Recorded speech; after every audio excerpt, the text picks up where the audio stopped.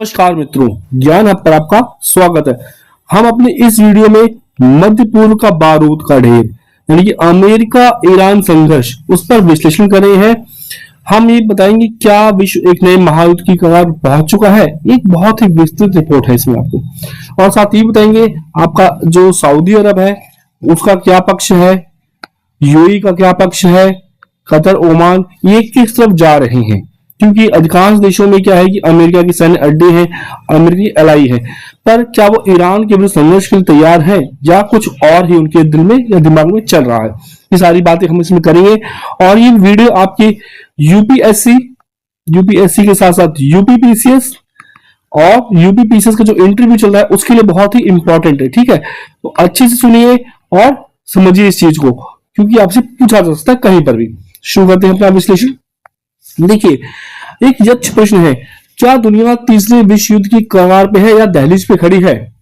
देखिए, इसमें हो क्या रहा है कि ये जो खतरा था मध्य पूर्व का कोई नहीं, एकदम बहुत ज्यादा हो चुका है, यानी क्रिटिकल कंडीशन में पहुंच चुका है। चाहे वो इराक हो, ईरान हो, सऊदी अरेबिया हो, यूएई, कोई भी न्यूट्रल नहीं है, कोई ना कोई पक्ष पकड़ रहा है।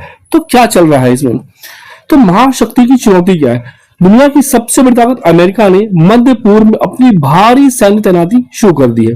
आपने देखा वहां पे फाइटर प्लेन्स आ रहे हैं, युद्ध बेड़े जा रहे हैं। तो ये क्या चल रहा है इसमें। और दूसरी तरफ आता है ईरान, उसके पास प्रतिरोध की ऐसी दीवार है जो दशकों से प्रतिबंधों के बावजूद झुकने को तैयार नहीं है, यानी कि कोई ना कोई शक्ति उसका साथ दे रही है, कुछ ना कुछ पावर है उसमें। तो हम इसी का विश्लेषण इसमें कर रहे हैं।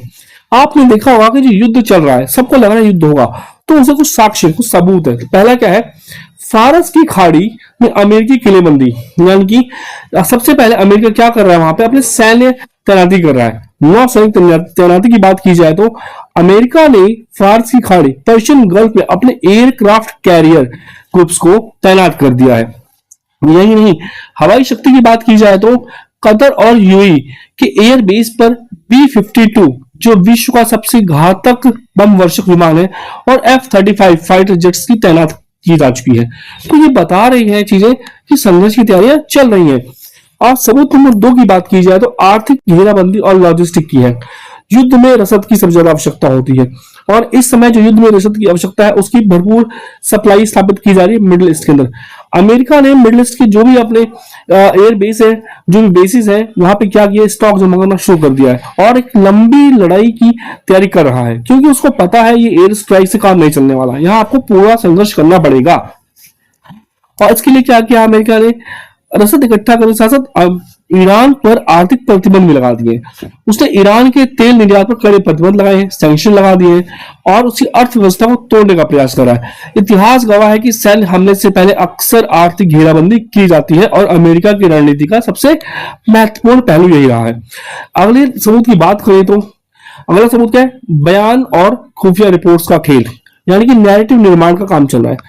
अमेरिकी प्रशासन लगातार ईरानी खतरे यानी कि ईरानियन थ्रेट को बढ़ा चढ़ाकर पेश कर रहा है और मनोवैज्ञानिक युद्ध के लिए क्या कर रहा है, प्रोपेगेंडा सेट कर रहा है और नैतिक आधार तैयार कर रहा है कि वो जब ईरान पे युद्ध करे तो उसका कोई विरोध ना हो और उसको नैतिक समर्थन मिल सके। तो ईरान का जो विरोधाभास है, प्रतिबंधों के बावजूद प्रतिरोध क्यों नहीं कर रहा, या इतने भारी दबाव और अमेरिकी शक्ति के सामने ईरान क्यों हार नहीं मानता। तो ईरान की ताकत क्या है, क्या हथियार में ताकत छुपी है या कुछ और है। हम आज ईरान की उन 4 सामरिक स्तंभों की बात करेंगे जिनके दम पर वो अमेरिका से संघर्ष के लिए सशक्त है, तैयार रहता है और पीछे नहीं हटता या झुकता नहीं है। तो स्तंभ नंबर 1, विशाल मिसाइल शस्त्रागार। ठीक, ईरान का क्या है, सबसे बड़ा जखीरा है। मध्य पूर्व में ईरान के पास सबसे बड़ा मिसाइल प्रोग्राम चल रहा है। ये मिसाइल न केवल इसराइल बल्कि पूरे मध्य पूर्व में जो स्थित अमेरिकी बेसों को निशाना बनाने में सक्षम है।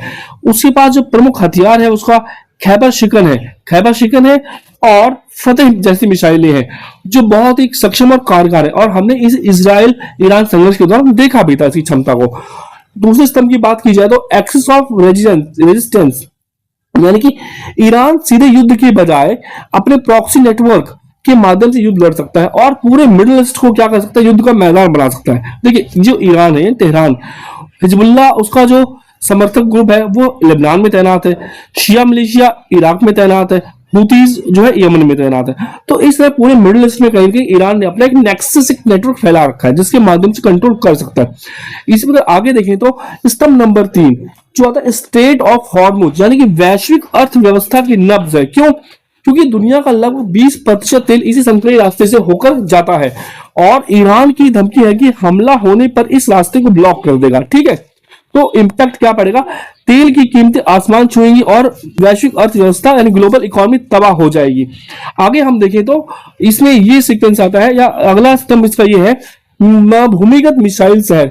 ईरान के पास क्या है? एक भूमिगत मिसाइल शहर। आपने देखा होगा जब अमेरिका ने अपने बम वर्षक विमानों से उसकी मिसाइल पर आक्रमण किया तो कहीं ना कहीं उसके जो भूमिगत मिसाइल सेंटर थे वो बचे रह गए और पूरी तरह तबाह नहीं हुए, यानी कि अदृश्य किले। ईरान ने पहाड़ों की गहराइयों में भूमिगत मिसाइल और ड्रोन बेस बनाए हुए हैं। सुरक्षा, ये ठिकाने इतने गहरे हैं कि उन पर पारंपरिक अमेरिकी हवाई हमले यानी एयर का डिफेंस का असर नहीं हो सकता।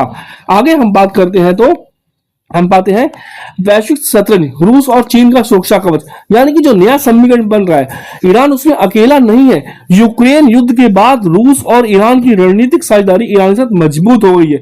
चीन का साथ, चीन ने के साथ बढ़ते आर्थिक और कूटनीतिक रिश्ते ईरान को एक सुरक्षा कवच प्रदान करते हैं। आपको पता होगा कि चीन ने लगभग 400 बिलियन डॉलर का निवेश कर रखा है और उसकी सुरक्षा भी चीन के लिए महत्वपूर्ण भूमिका निभाती है। पर जोखिम यह है कि अमेरिका के लिए अब द्विपक्षीय युद्ध नहीं है बल्कि एक संभावित वैश्विक संकट बन गया, क्योंकि ईरान संघर्ष केवल 2 देशों के मध्य नहीं होगा बल्कि पूरा मध्य एशिया, पूरा मिडिल ईस्ट के साथ साथ पूरा एशिया और पूरा विश्व इसमें उलझ सकता है, क्योंकि महाशक्तियां इसमें इंटरफेयर करेंगी ही करेंगी। पर विश्लेषण का सारांश यह है कि अमेरिका की जो शक्ति है उसकी श्रेष्ठ वायुसेना में है, आधुनिक तकनीक में है, वैश्विक गठबंधन में। तो ईरान के पास क्या है? विशाल मिसाइल रेंज है, प्रॉक्सी नेटवर्क है, भौगोलिक लाभ है, हॉर्मुज है और भूमिगत सुरक्षा है। लेकिन अमेरिका के पास हमला करने की ताकत है, लेकिन ईरान के पास युद्ध को लंबा खींचने और उसे महंगा बनाने की क्षमता है। तो इसलिए निश्चित है कि अमेरिका ईरान पे जब भी हमला करेगा बहुत ही सोची समझी रणनीति के तहत पूरी तैयारी के साथ करेगा। तो निष्कर्ष ये निकलता है कि कूटनीति या विनाश क्या होने वाला है। ठीक है, अमेरिकी तैयारी और ईरान की जिद ने इस क्षेत्र को पाउडर के ढेर यानी कि बारूद के ढेर पे बिठा दिया है और ये कभी भी फट सकता है। युद्ध कभी किसी समस्या का समाधान नहीं होता। प्रश्न है कि क्या कूटनीति इस विनाश को रोक पाएगी? ये एक महत्वपूर्ण मुद्दा है कि क्या समाधान होना चाहिए इसका।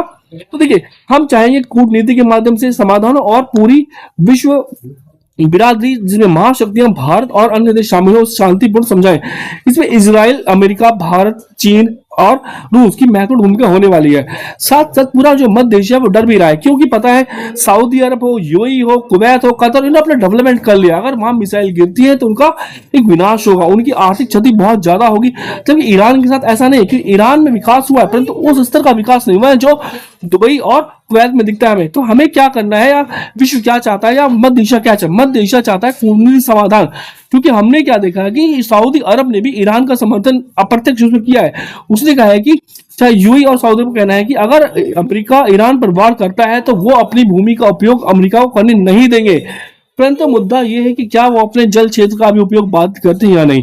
तो ऐसे ही महत्वपूर्ण वीडियो के लिए, ऐसे ही महत्वपूर्ण विश्लेषण के लिए हमारे इस चैनल को लाइक कीजिए, सब्सक्राइब कीजिए और शेयर कीजिए और कमेंट करके बताइए कि आपको ये वीडियो कैसे लगी। नमस्कार, धन्यवाद।